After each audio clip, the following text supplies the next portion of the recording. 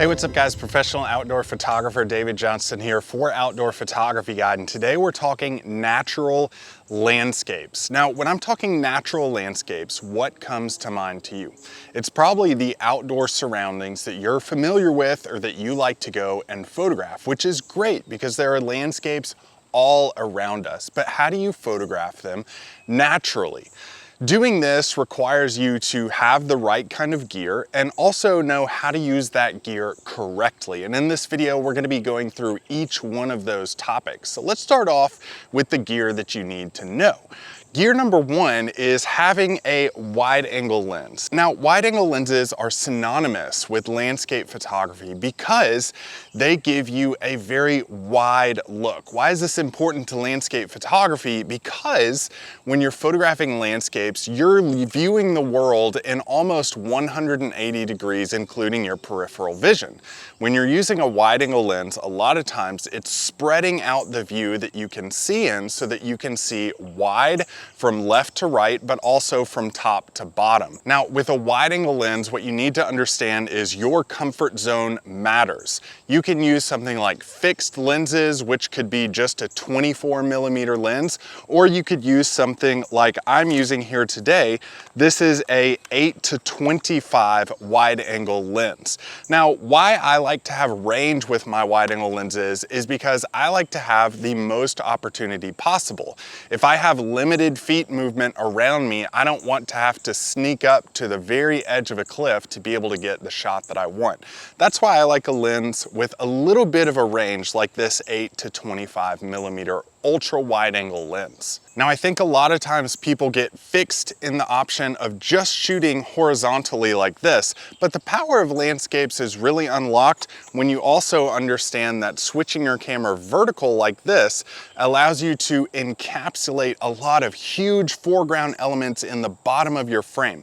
A vertical shot will really pull your viewer into the frame using elements like leading lines or things that look like arrows that point you directly to where your subject is going to be in the photograph. This is important because the whole idea of composition is to guide your viewer through your photo in a strategic order. Composition, leading lines, and pointing your viewer to exactly where you want them to look is the whole reason we're doing it. Now, when it comes to cameras, I really feel like any camera will do a great job with landscape photography, but you may want a camera that's a little bit smaller, compact, and lighter weight for hiking great distances, along with coming with great weather sealing on your camera to endure the rain, the heat, the cold, everything that you could throw at your camera. Now, if you're looking for new cameras, I do want to introduce you to MPB, and this whole video and the products that we're discussing in this video are brought to you by our friends at MPB. MPB is the largest global platform to buy, sell, and trade used photo and video gear.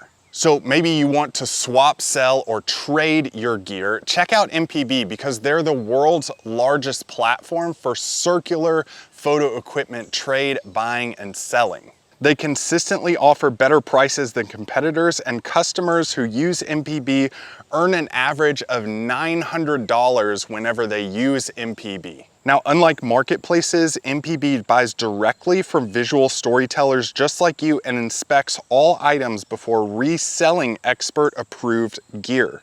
Their dynamic pricing engine also offers the best prices in the camera gear game too. MPB approved gear costs up to 40% less than buying new gear, so it's always simple to save big. Circularity is at the center of MPB. They recirculate over 500,000 cameras and lenses a year, extending the life and creative potential of camera gear. Get started with a free instant quote at mpb.com or check out their entertaining and educational content on the MPB Content Hub. Now look, it's easy to get caught up getting one-dimensional with your natural landscape photography by only using a wide-angle lens. That's why I always recommend photographers also get a telephoto lens. Yes, a telephoto lens for your landscape photography, because telephoto lenses give you a very close-up glimpse into the fine details of natural landscapes. Think about it this way. What makes a landscape so beautiful? It's the small details that make up a great landscape. Now, when you're photographing something like this, it's great to go ahead and take the wide angle shot, but then to zoom in a little bit closer with a telephoto lens and find all those intricate details that make a landscape so great. This could be things like portraits of actual mountains that you're photographing. This could be trees or interesting light patterns that are dancing, or this could even be mountains stacked back into the distance. Now, the interesting thing about wide angle lenses is, you know how we talked about photographing in a really wide frame of view.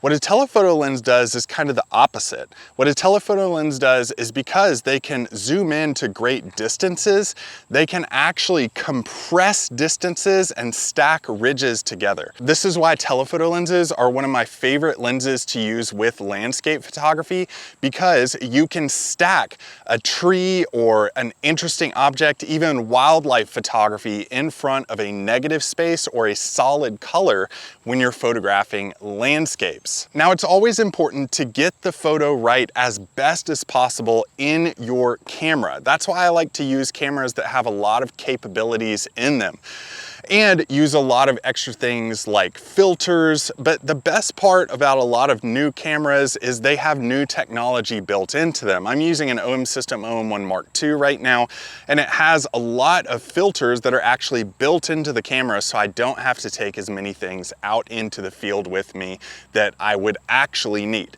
Now, all camera companies have great cameras that you can use for natural landscape photography.